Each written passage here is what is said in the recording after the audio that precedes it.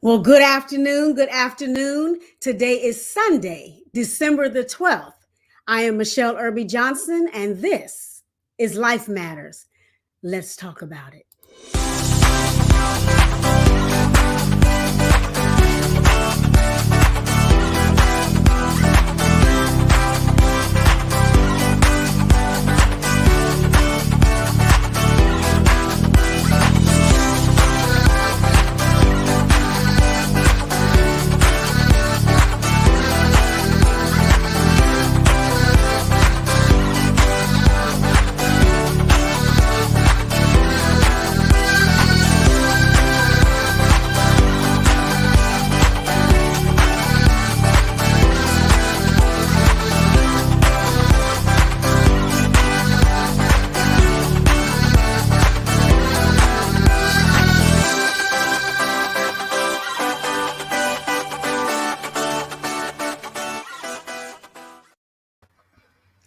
Well, hello, everybody. Hello, everybody. I am your host, Michele Irby Johnson, and welcome to Life Matters with Michele. You know, this is the platform where we talk about those issues, those things that matter, particularly in the African American community.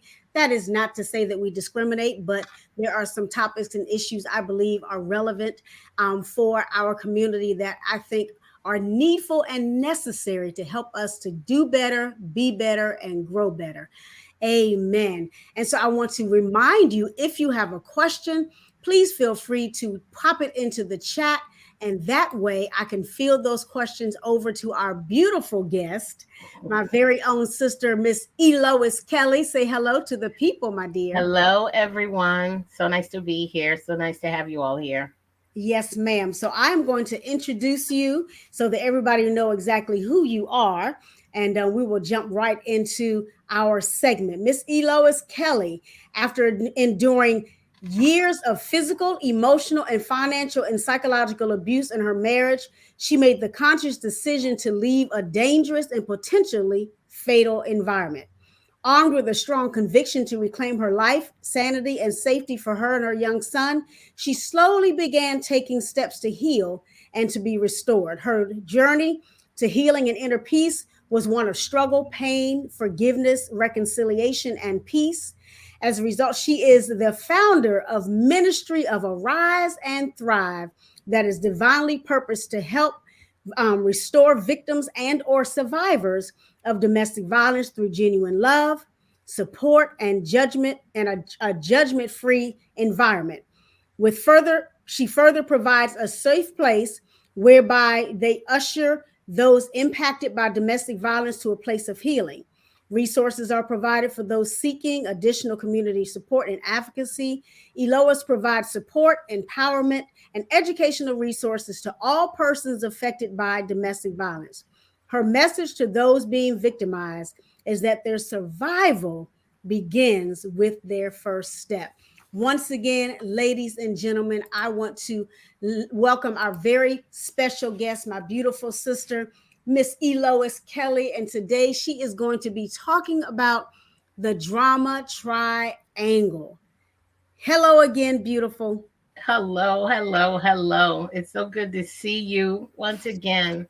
Once again, Yes. you are my sister. You are a friend. So I call it a privilege, and I'm honored because you could have asked anyone else. So I'm very honored to be asked to speak about this. And to anyone that is listening, I just wanted to let you know, first and foremost, this is definitely a safe space where you can share whatever your thoughts, whatever your questions are, whatever your feelings are. And if even in this particular scenario, if I don't know the answer, I will work to get that answer for you. Or if it means I need to reach out and network with other people, then we'll try to get you the answers that you need. Okay. I just wanted to first say that. Well, thank you so much for that beautiful disclaimer and for letting people know that they can, hey, it's good to start at the top because you don't know who's going to drop out at the back end. So very Amen. good, very It's true. good. So once That's true. again, ladies and gentlemen, we're talking to Miss Elois Kelly, and we will be talking about the drama triangle. Can you, for our viewers, our listeners, can you give them a working definition of what the drama triangle is? What does that look Absolutely. like? Absolutely.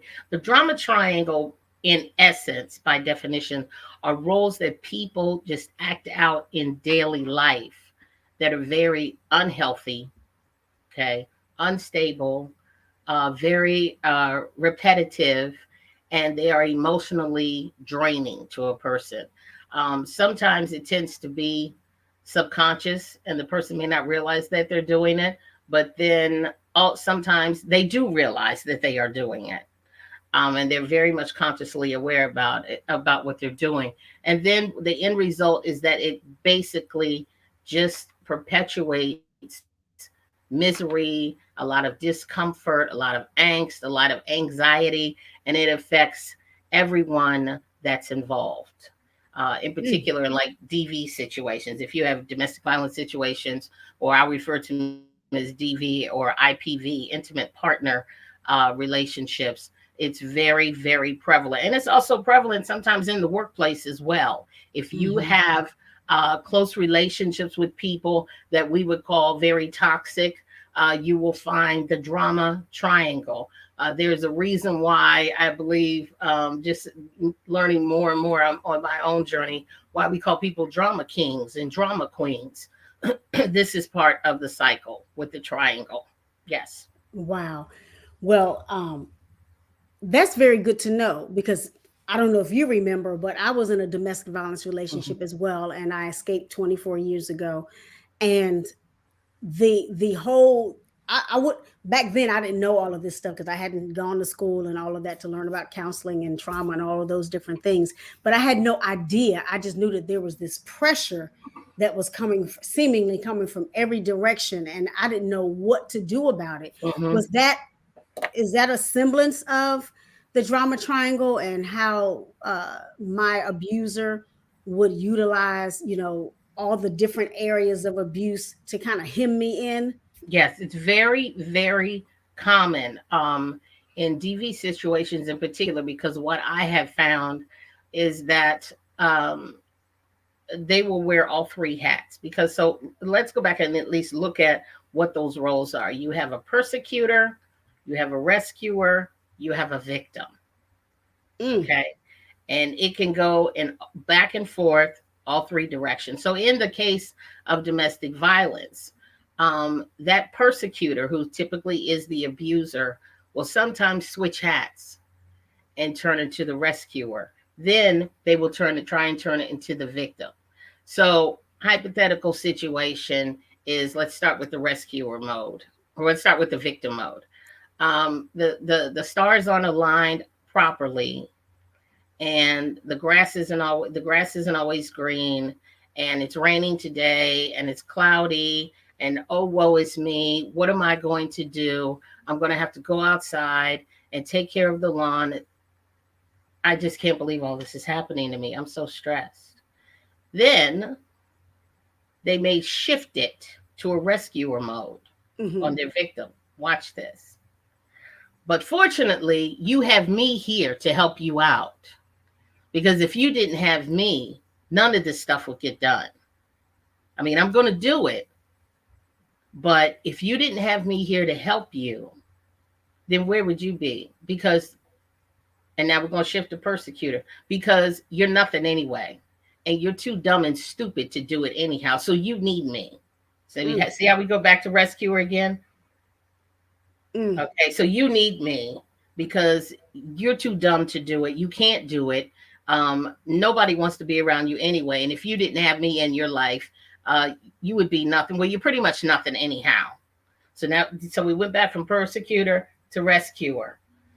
Okay.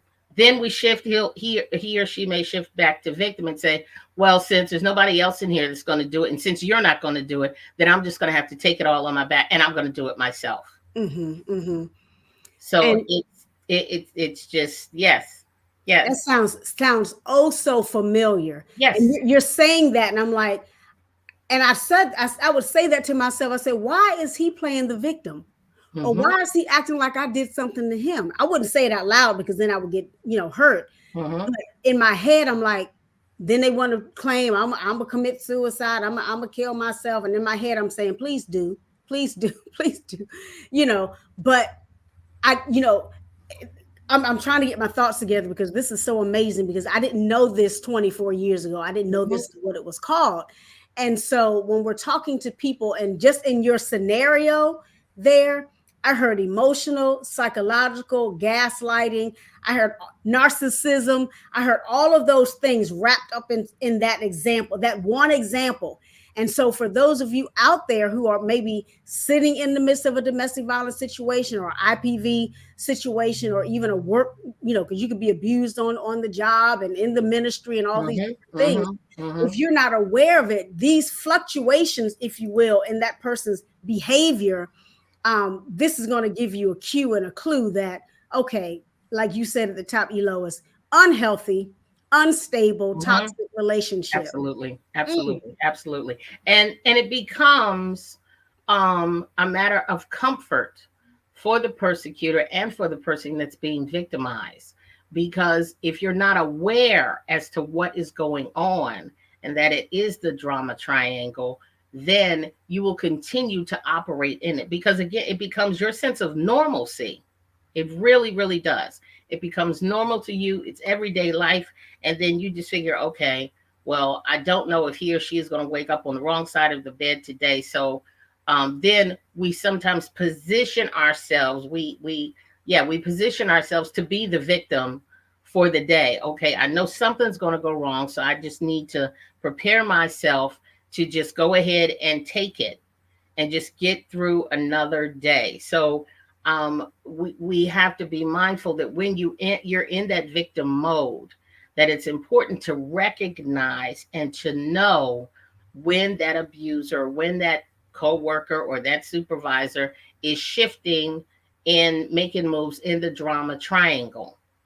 mm, Very, very important to do that, because it's going to continue as long as you, as the victim, are willing to be victimized. Now, however, let me just park there for a second. It's not that every victim wants to be victimized, but it's sometimes that you don't realize you're being victimized because you just don't know. right.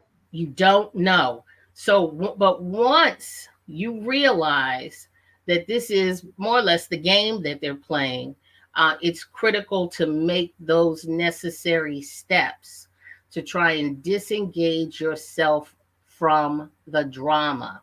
Whether you are considering leaving, whether you are considering staying, and just forging ahead, you still want to make sure that you take yourself out of the role of being the victim, because in the drama triangle there are a lot of mind games. Mm-hmm, mm-hmm, So you have to ask yourself, what role am I playing, and how do I get off of this? Because it's like a crazy circus. It's a mm-hmm. really horrible merry-go-round that you'll end up on. So you have to decide what it is, but you're going to need. It's critical that you need resources in order to do this. And part of those critical resources is that if you're able to get to a therapist, that's key. If you're able to get in touch with domestic violence hotlines, that's very, very critical as well, because they will be able to also identify those actions and those behaviors, and give you some strategies to possibly help to either de-escalate or disengage yourself from that. So if you're the victim and you're feeling victimized, most of the time you're feeling oppressed, you're feeling helpless, you're feeling like you're embarrassed and you're ashamed. You don't want to tell anyone else about it.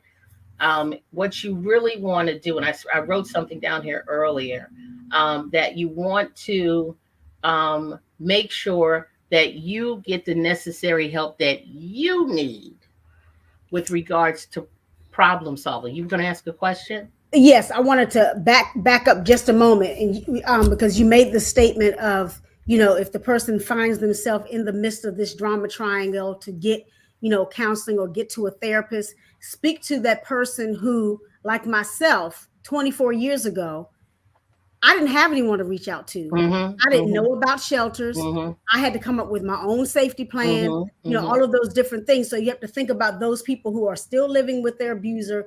Their abuser may be on the phone with them at the same time or sitting in front of them while they're on the phone. So it's not always that easy Right. It to isn't. reach It out to isn't. a therapist. So help those who are either still there, and even if you think about in the pandemic, they couldn't go anywhere. Right. How do they diffuse the drama triangle, and they're living within, let's say, the pandemic where everybody's shut in and shut down? We know that the numbers for domestic violence went up exponentially during the pandemic.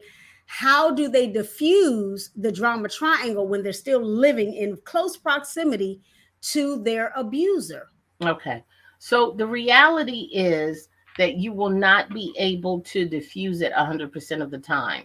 You Hmm. won't be able to diffuse it probably even 50% of the time. Um, but what you can do is make sure you have a domestic violence shelter or hotline on speed dial. That's one of the critical things. I didn't have Also, one of those. right, and I didn't have one either. Um, I just fortunately for me, I lived a few blocks from the shelter, and that was my option. Hmm. I also, if you have, and with some people this works, some people it doesn't work. If you have family members that you can either talk to or go stay with, that may be an option. That was not an option for me. Back Mm-mm. then, that was not an option for me because it would have ended up going from one abusive situation to another abusive situation. And we can park there for a second because when you have children, even if you don't have children, and you have to go and stay at a family member's house, you're staying in their house, you're going by their rules, and then on top of that, you have to hear the I never liked him. I couldn't stand him. And now your children are around and they hear someone else trashing their parent. Hmm. You know, Hmm. evil, hideous he or she may be, but that's still their parent Yeah. and they love them. So, we didn't, of course, we didn't have employee assistance programs back then. But if you're working, make sure you can always contact your employee assistance program. All right. Contact them and they will provide you resources, local resources. Okay, that's another thing. Another place to look into is a website called betterhelp.com. They have really great resources, but also understand that there's always the police. If it's escalating, when you call the police, there is a paper trail. And I know that some people feel like, the police don't do anything, stay away orders don't do anything, it doesn't matter. And I know it's frustrating because I've been there. But I'm telling you, your documentation is your weapon. Um, and I can't say it enough. Make sure it is documented because for every time you even call a hotline, it's documented that you called. Hmm. So if you end up in court, there's going to be records of it. Yeah. So you want to make sure you stay in touch and always remember there's always a nosy neighbor in the neighborhood. And you may not be able to stand that person, but that person Might be your sees. safe. Might be your safety. They will be the one that will call the police when you're getting choked out and you're screaming your head off. I had a neighbor like that. I didn't dislike her, but I was very embarrassed and ashamed to see her. She would come downstairs and check on me. Hi, how you doing? You okay? Well, if you need anything, and I was in victim mode. Yeah, no, I'm okay. I'm all right. But I got a black eye and a busted lip. But I'm telling her I'm all right. She knew. So when the police finally came, they were able to speak with her, and she was able to validate a lot of what I said. A lot of what I knew what was going on, but just things that she knew that was going on as well. And Hmm. because it's a traumatic situation to be in the victim mode, it is embarrassing. It is humiliating. You are concerned about what people think about you. Mm-hmm. You know, if somebody's gonna think you dumb and you stupid, and I don't know why you stayed with him. But until you're in the throes of it, people don't really understand what it's like. They Exactly. really, really don't. So we have to, even in the victim mode, step out of, if at all possible, your comfort zone, because stepping out of your comfort zone could save your life. It really could save your life. Yeah. In with COVID hitting, because I had many employees that ghosted during COVID. We were thinking that they were out because they you know, were afraid they were going to contract COVID. But it was simply that I encountered many women who were locked down in their homes. They were locked in their bathrooms. They were locked in closets. They couldn't get out. They could not get out.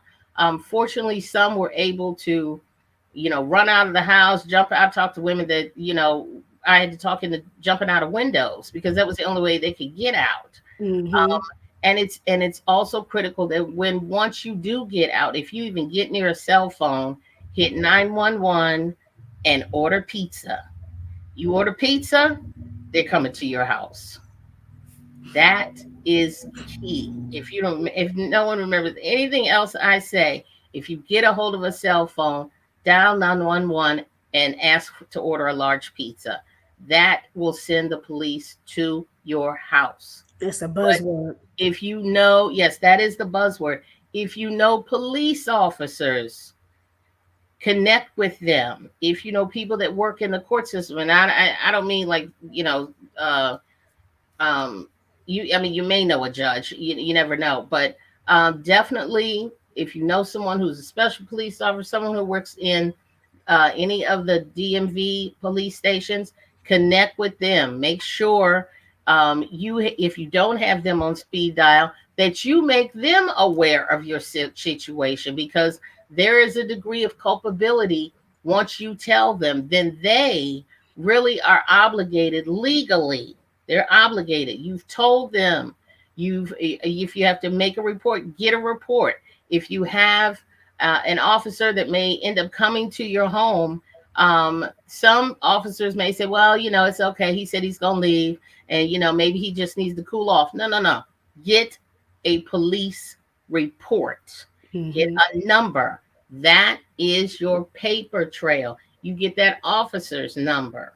You make sure that you follow through, and then you want to make sure you reach out to the police station to ensure that they got your police report. And Right. it's a lot of legwork, and it's difficult, and it's hard. It's all of those things. It really, really is.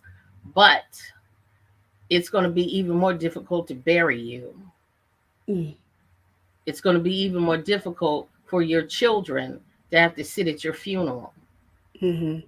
So, you know, I never knock those that are in victimized situations like that, because I've walked it, I've lived it, I know how it is, and I'm sure you and I can share some scenarios where, you know, I used to say I've heard everything. Even working in HR, I used to say, "Well, I've heard everything." I stopped saying it, Right. because there's always something that someone's going to pull out of the back pocket of Pluto, that's going to be different. But when it comes to DV and IPV, I've heard some really, really hideous stories. But I do believe that it takes work. It will not happen overnight.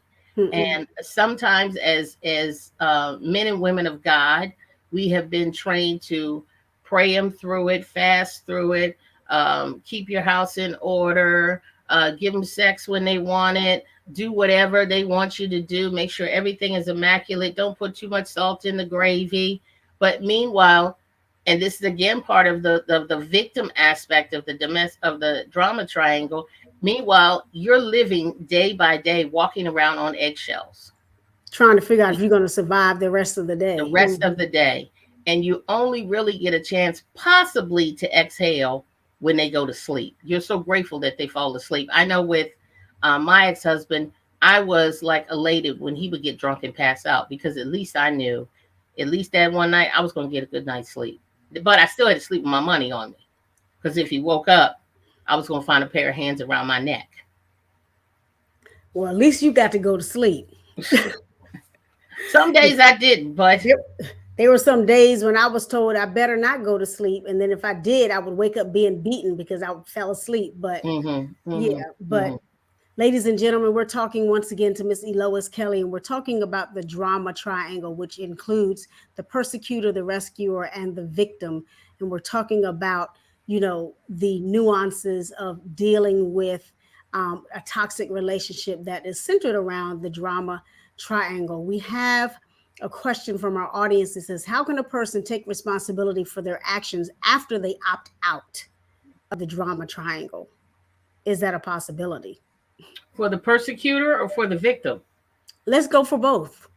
Well, for the persecutor, you have to accept the fact that they may never assume responsibility for their actions. Nope, they Um, don't. barring honestly, barring a move of God, they're not going to accept it. Mm-hmm. And if you get to know their history, you'll probably find out you're not the first one. They did it with another one and another one and another one, but we thought it was going to be different with us, but it wasn't. Mm-hmm. Okay. They found familiar territory so that they could victimize you. Mm-hmm. They could Mm-hmm. victimize us. They look for those little subtle things. They look for those things, if they sense that, or you tell them you've had some really rough relationships previously, then they think, okay, well, I can get her with that and reassure her I'm going to keep her safe. The vulnerabilities. Yes, they look for the vulnerabilities and they hone in on them. But back to her question, if you have to, as a victim, who's in the process of becoming a victor, um, you can make the conscious decision to opt out. And you can start out really opting out in your mind. You can still be living on the same roof with them, and you can opt out in your head because they want to ultimately push that trigger. They want to pull the trigger. They want to find something. They want to do something to annoy you and when or make you unsettled. And when they see they can't do that, all right, then they'll start to possibly get more irritated because then they start thinking, okay, but I can't get to her like that anymore. Maybe if I punch her in the face, that'll work. Mm. But when you're making the decision to opt out, there are some physical things you may have to do, meaning that you may physically have to leave. If when you're already starting to leave up here and you've got a plan, so you should have a safety You plan. better have a If plan. if you are going to leave, you have to have, I always suggest having a safety plan. Now, if it escalates so quickly, then just run out the door. Because push come to shove, you can come back and do a rag run if that's the case. But even in that, Elois, I didn't mean to cut you off, but when I'm teaching my class on domestic violence crisis counseling, I tell them, I said, even when you're in the house, you still need to know what your safety plan is inside the house. Yes. So Yes. sometimes you need to know where the egresses are. If Mm-hmm. I jump out of this window, how many feet is it? If I Right. go out the back door, is there a dog next door? So you have Mm-hmm. to think about, so like you said, even if you're escaping with just the clothes on your back, what is the safest egress out Mm-hmm. of your particular house? Mm-hmm. So if Mm-hmm. he's chasing you, don't go up the stairs because that's going to give you You'll be boxed in. it's going to be a more traumatic jump if you Yeah. jump from the second floor as opposed to from the kitchen or climbing out of the basement window. So I just wanted Mm-hmm. to say Mm-hmm. that because Mm-hmm. people are like, I'm just going to leave, honey. What floor are you on? Yeah. Yeah. What floor are you on? And then, I know for me, I did a practice run. I strategically planned for 3 days when I was going to leave. And I thought about, okay, because you got to know their schedule. Um, and there was one way in and one way out. Hmm. Could I have jumped out a window? Yeah, but I knew he was going to work. And I knew after he left, I was just going to leave out the front door. But yes, you want to, if you're depending on where you're living, how you're living, you want to actually, I would suggest practicing to get out, to opt Hmm. out. Plan it. You need to make sure that definitely is it 2 feet up? Can I jump down? Am I going to have kids to take with me? Can I fit Can out the they window? Right? Can I fit out the window? Can I jump out the window? Can I run out the door, leave out the door, or say, well, let me go take the trash out and never come back?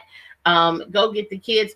All of those things, it needs to be planned. It is Yes. not something if you're planning on leaving, that you can always just do, um, I don't want, how do I say this? You may not be able to just leave in the moment, Right. unless I said, as I said earlier, unless it escalates so quickly and gets so violent. But then that's why it's important to make sure you have those folks on speed though, those numbers on speed dial. If it means you got to run down the street uh saying I need to order a large pizza, trust and believe somebody is going to know what that means.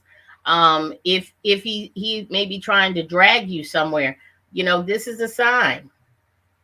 Enough people see that, they know you're in crisis. You keep doing it. You scream, you yell, you do what you have to do. But mentally, again, it starts up here. You've got to opt out. When you start opting out up here, then you need to strategically plan that.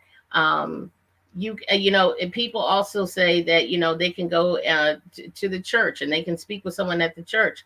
What I have found in dealing with people that I have counseled is that they need somebody to hear them, to actively listen to what they're saying, to Yeah. engage with what they're saying. They don't want scripture shoved down their throat. Absolutely. Because half the time, let's just be honest, we know scripture. I Yes, knew scripture, but scripture wasn't going to keep that fist out of my face. right, It right, wasn't going to keep those hands from around my throat. So I could quote scriptures in my head all day, but if he ain't living on scriptures, right, right. It's just not going to work. So yeah, it takes, definitely, you have to be prayed up. Absolutely. And not to sound calloused or anything, but at that moment you can't be worried about whether or not he's saved and if he's fasting. You mm-mm. need to really, really take control and engage in getting out. Again, it starts here. You make a plan and then you execute that plan. Again, sometimes that plan may be when they're asleep, it could be when they're at work, but you execute that plan. Is it more difficult during COVID? Absolutely, Mhm. because some of these abusers will not leave. Yeah, They may have lost their job. So then now you have the added stress of your abuser not have the persecutor not having a job. They're at home all day, and they want to micromanage your time, what you're doing, who you're talking to, even the relationship and engagement you may have with the children. They want to micromanage that, and it can spiral out of control.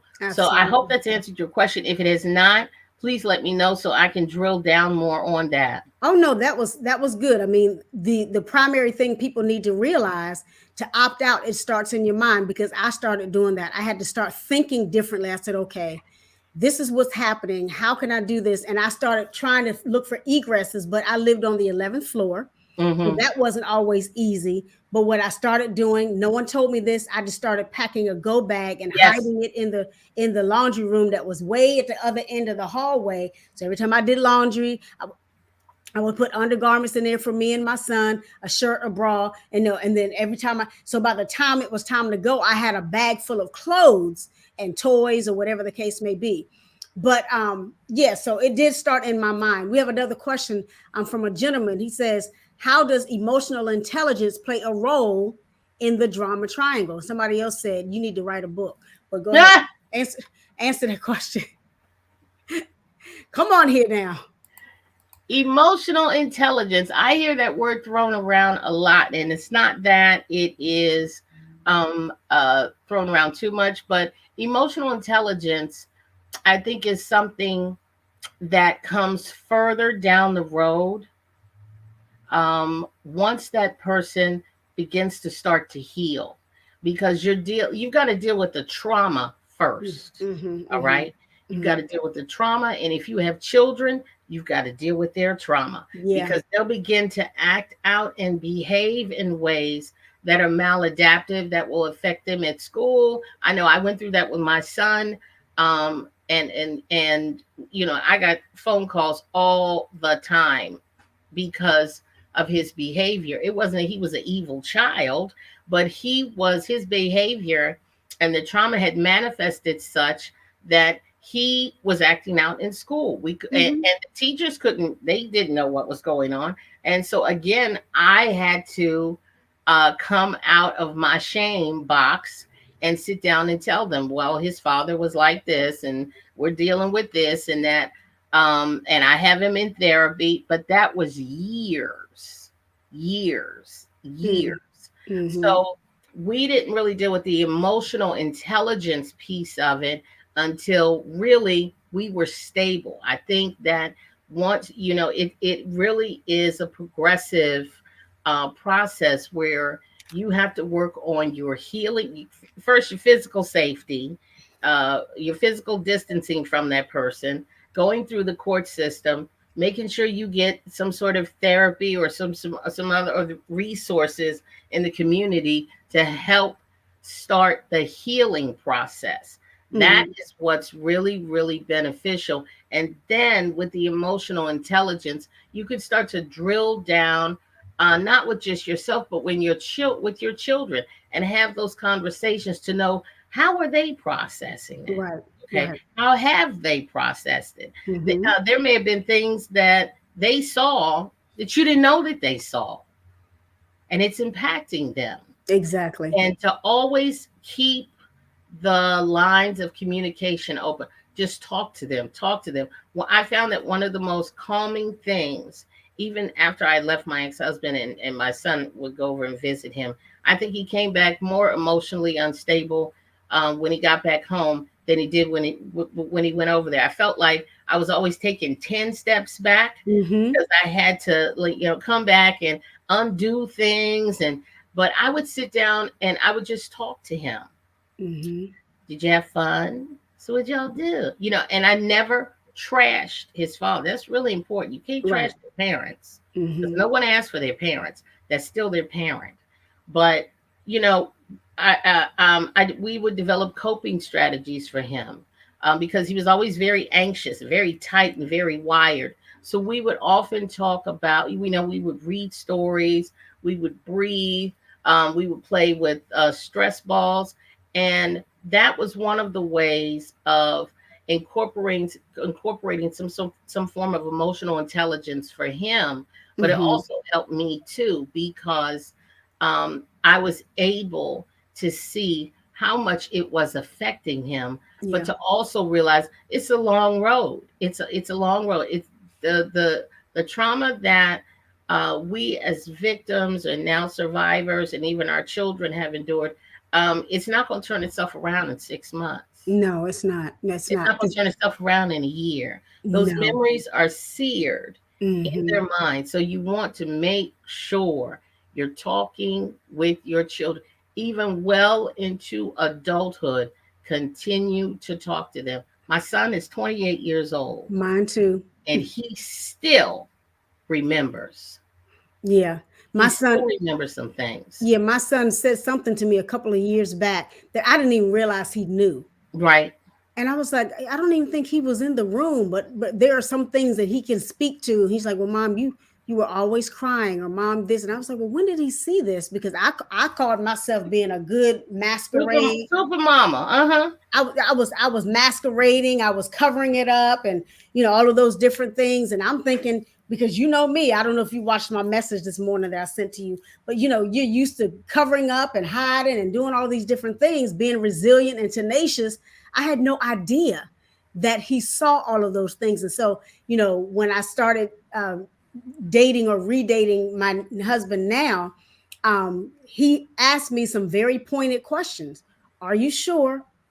Are you ready? Even though I hadn't been in a relationship from a while, for like 10 years, but my son was very keen when he asked me some questions. He said, are you ready? Make sure he don't do this, make sure he don't do that, make sure. And I was like, well, no. I said, you can talk to him if you want to, because you're grown now, you can. Mm-hmm. Mm-hmm. But you're Mm-hmm. right. I had no idea that he knew those things, but it was just amazing. But he's resilient too. But he's like, don't mess with my mother now. He knows exactly how to question you. We have another question from the audience.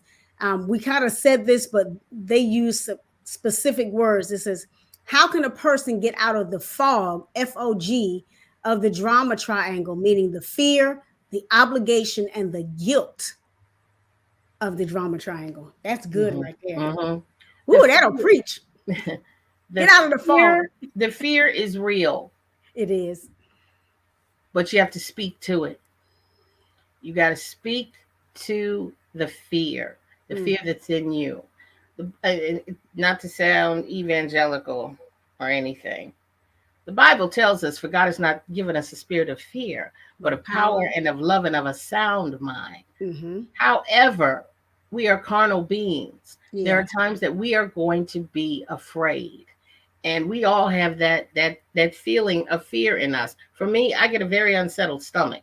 I can't eat. I have a very it's hard for me to go to sleep. I get anxiety. So Yeah, so that's a fear factor for me. The fear is real, but you have to make sure that you call out to God and ask him to overcome your fear, because you know you can't do it yourself.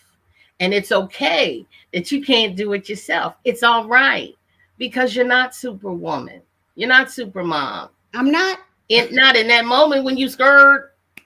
I You're know. not, and it's okay. It's Hmm. okay. But in that moment, reach out, because sometimes God will put it in your heart, or put it actually on the heart of someone else to reach out and call you. Okay. And someone that can pray with you, so that so we can quell and come against that spirit of fear. So Yeah. that's really, really critical. So she said it was FOG, was the O, oppression. Is that what she said? Fear, obligation, and Obligation uh-huh. and guilt, you said? And guilt. Okay. The obligation piece, you would have been, I don't know, I'm hypothetically, you've been married to them for umpteen years, and you got 5 children, and they're I don't know, paraplegic, or they're really, really sick, but they're still abusive. Yeah. They are still abusive. And what we have to also understand with the drama triangle, they may be the persecutor, but now they're trying to play the victim.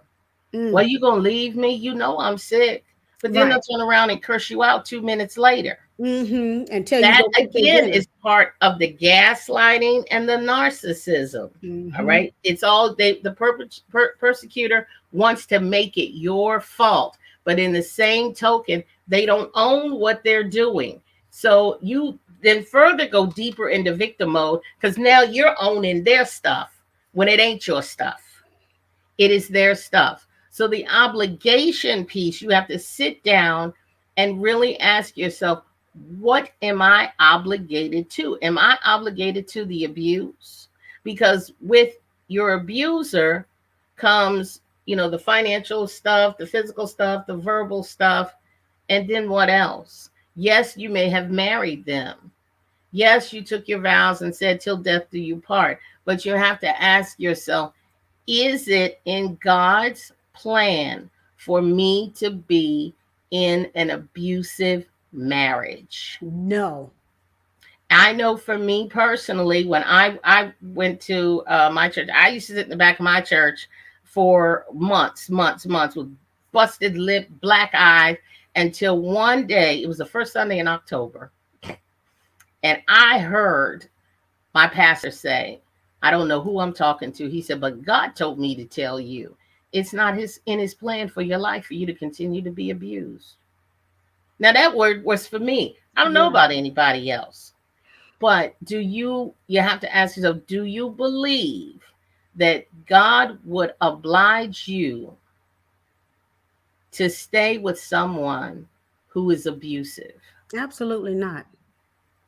Everyone has to search themselves and Hmm. and seek your own soul for that. Even if you got into it of your own volition. Right. Because sometimes we're so he ha ha, I love him, I love her, you see the red flags, you ignore the red flags, but then when it gets to a different level that you can't handle on your own, you start feeling ashamed and guilt and all this different Hmm. stuff, but Hmm. still Hmm. God does not intend for you to be there. He's not punishing you because you Right. made the wrong choice. Right. I just wanted to Right. put that in the atmosphere because Right. somebody tried to say that to me, that God is punishing me for making the choice. And I said, is that how God works? The God we serve?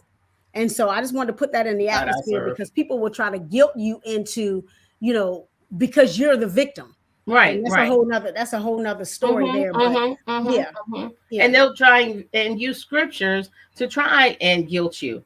That is not of God. When it's not. someone comes to you with that foolishness, exit stage left. That's somebody that you need to pull out of your circle and Mm-hmm. throw it off somewhere, Mm-hmm. Mm-hmm. because Mm-hmm. that person is so toxic. They can't have access. They shouldn't have access to you. They're abusive. That's Yeah, abuse right there. that is. That's abuse. That So we is. went through the fear, we went through the obligation and the guilt. The guilt is also natural, but however, you going to take your life back or let that person take your life? Mm-hmm. And I can say this now, 25, 26 years later, I Yeah. went through the same thing. I went through the guilt and, oh, what are people going to think? And, I got me, and it was so, and and because the devil will get you and he'll start playing back your wedding day, your wedding dress when you was planning. And he'll also manipulate you into thinking about, but it wasn't always bad. Mm-hmm. That's Mm-hmm. that's part of the guilt piece. It wasn't always bad, but yeah, Making okay, concessions it for the wasn't always foolishness. bad, but definitely the bad outweighed the good. Mm-hmm. And I believe it is designed for you to be at peace. See, we don't talk Mm-hmm. about the peace factor. We talk about the guilt, and the guilt is real. The fear is real. The obligation is real. But you deserve peace. You should command peace in your life. Yeah. And you deserve it. Everyone deserves that. Because when you don't have peace, your health starts to go out the window. Other familiar relationships start to go out the window. Your job may suffer. You'll get to the point where you hate coming home. I've been there where I would dread Mm-hmm. coming home. I Yep. would stay at work and work as late as I possibly could because I didn't want to come home. I didn't have any peace. Mm-hmm. But Mm-hmm. now, I can come home. I have peace. Yeah. Once again, ladies and gentlemen, we are talking to Miss Elois Kelly, and we are talking about the drama triangle. This is a weighty subject, and I'm sure it's going to need a part two at some point. Yeah. But I wanted to let you all know, if you need to reach out to her, if you are a victim, even if you are a survivor, it doesn't have to be domestic violence or intimate partner violence. It could be workplace violence, it could be church violence or abuse or what have you. Please reach out to Miss Elois Kelly at ariseandthrive@gmail.com. That's ARIZE and THRIVE at gmail.com. Or you can reach out to her on her toll-free number, which is 833-399-6200. That number again is 833-399-6200. We had another question. I know you're like, man, these questions are coming in. But let me tell you, this one I think is really, really good. It says, should a victim of domestic violence be honest and inform their next mate? Yes. I think transparency is very, very important, because what you may end up doing is projecting and punishing your next partner for something that somebody else did to you. And that's Absolutely. not fair. Absolutely. That's not fair to them. The other piece of it is they may also have been a victim as well. Mm-hmm. So, and it's good to go ahead and get it out, because that person may decide, okay, you know what? I know you've been through a lot. They may not want to deal with it. They may not want to roll the dice, may not want to take that risk. And those feelings are real to them. But yes, it is important to be transparent with that individual that you're dating, because even before you're dating, you got to ask God for discernment and say, God, if there's anything, because you know what your non-negotiables are. Now you do. For me, yeah, now I do. Now If you do. if you're raising your voice, Mm-hmm. if you slamming your fist down, you dropping bombs all over the place, if you have Calling out my nothing negative, name. if you calling someone out their name, if you don't have a great relationship with your mother, if you have dysfunctional relationships with women in your family, those are all red flags. Those are all red flags. I don't care how much turkey and ham and potato salad and what's at the cookout and y'all doing hand dance. I don't care. Those are all red flags. Yeah, yeah. With my So husband, I'm sorry, because I wanted to throw that in it's there when okay. you said to make sure that you tell the person, because transparency is key.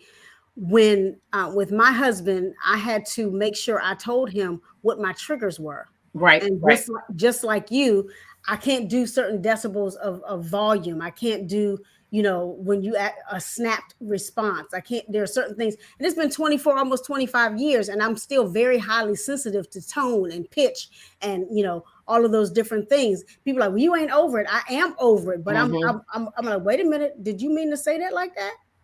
No, oh, okay. I just wanted to make sure that I felt the way you said that. I'm not saying with my current husband, but in general, being able to, like you said, that emotional intelligence space after you're out of it, to be able to say what you'll tolerate, what you won't tolerate, what your non-negotiables are. And because I'm like, oh, they just talk to me any kind of way. When I right, told right. them that hurt my feelings, it's like, well, you can get over it. Nope, you're not the one, That's because right. you're That's right. insensitive to where I've been and not just where I am. And those triggers are real. And sometimes So we real. need to have those triggers go off sometimes to remind us Mm-hmm. of, where we've been and what we experienced. But it's also important, and maybe hopefully this will help one of the listeners, is that we're going to experience those triggers when we come out on the other side. Is how you navigate through those triggers, Yes. because they're going to come. They're going to come. But how you deal with them, what are your coping strategies? I know for me, I breathe. I Mm-hmm. breathe, and inhale going up, exhale going to the right, exhale going down, and I'll breathe. And that's what helps me.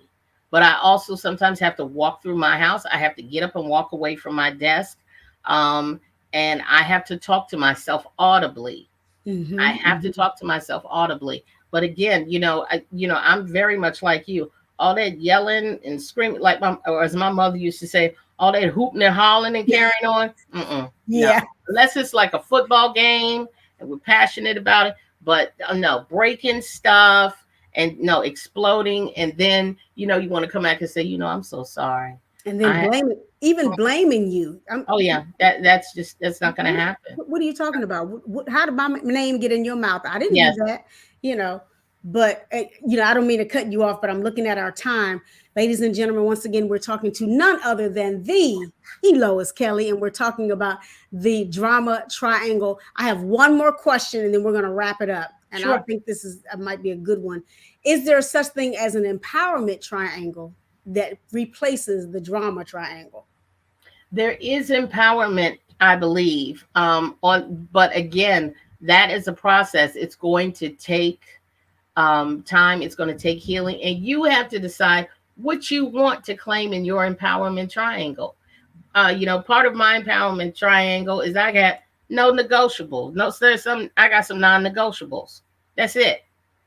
And if you violate any of those, bye. No. Mm-hmm. Another part of my empowerment triangle is peace.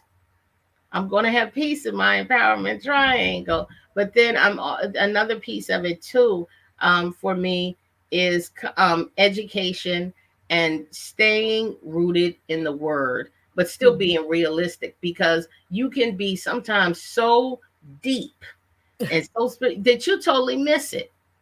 You'll totally miss it. You'll just say, "I'm waiting on God to see so," and God'll be like, "Girl, if you don't use common sense, I already gave you the answer." But you won't Okay. get deep. You won't get spiritual. You want to say, "Well, yes, but the Lord said," and I know it's been 20 years. I was speaking with someone recently, and she was in a really toxic relationship with this guy. 25 years had passed, and she said, "But Elois, he's really changed. He's really changed. Look at what God can do." They were supposed to, I think they were supposed to get married in like a couple of months ago, or something like that. She was in Jersey, and she said they called the wedding off because I was going to buy my airline ticket and go up there. She said, "Oh no, it's off. He's still the same nasty person. I don't know how I missed it." Mm-hmm. Because I said, she had wedding in her eyes. "Yes." I said, She "You had got marriage. blinded. You Mm-hmm. got blinded." I said, "But you have to, because she said she was embarrassed. She didn't want to tell her family. I said, but girl, look at the peace that you still have. You didn't move in with him. You didn't have to sell your house. You didn't have to go through a divorce and dividing a property and all that. I said, so in the end, you She win. won. You win. Because in a drama triangle, it's always a lose lose. Yeah, yeah. It's a lose lose. That's good. That's good. Oh, this has been rich. This has been Thank you. so rich. Some of these little comments up here, and let me tell you, my husband is making a lot of these different comments. But one of the ones he said was start the symposium. You know what? So I just want to let you know he up here talk about stuff. But anyway, ladies and gentlemen, we have been talking to none other than Miss Elois Kelly, and we've been talking about the drama triangle. It's been a lot of information, and so I need you to go back and watch this video. Go back and listen to the recording. Let me do my my commercials, if you will. Yeah. Just want to remind you that you can purchase a copy of my two latest books, Boots and Beyond, Stories of Trials, Tragedy, Triumph, and Transition, and My Bald is Beautiful. Both, My Bald is Beautiful, I Am Not My Hair. Both are $20. You can email me for the purchase link at michelle@iam-mij.com. You can watch Life Matters, this particular show and all other shows on my YouTube channel, which is Life Matters with Michelle TV Official. Don't forget to like, share, and to subscribe. You can also listen to every show on every Friday on www.sensationalsoundsradio.net. You can listen on sensationalsoundsradio.net every Friday at 4 o'clock p.m. I think that is it for now. Yes, All it right, is. Miss Elois, I want to thank you once again, my dear, for coming on to the show. If Thank you all you. need to reach out to my sister, who is more than capable, I promise you, to help you to get yourself on the other side of the drama triangle, please, ma'am, please, sir, reach out to her at ariseandthrive@gmail.com. That's arizeandthrive@gmail.com. Or you can certainly call her on her toll-free number at 833-399-6200. Your conversations will be confidential. Yes, I can absolutely. promise you they will be, because I know she and I work in the same field of domestic violence, and we're coaches and counselors and all of those things. So we know what it means to have confidentiality to keep you safe. Absolutely. So Absolutely. thank you once again, my beautiful sister, for coming on. Thank you And, for having me. Thank you for yes, having me. ma'am. Don't go anywhere. We're going to sign off. Thank you to all of my listeners, all of my viewers.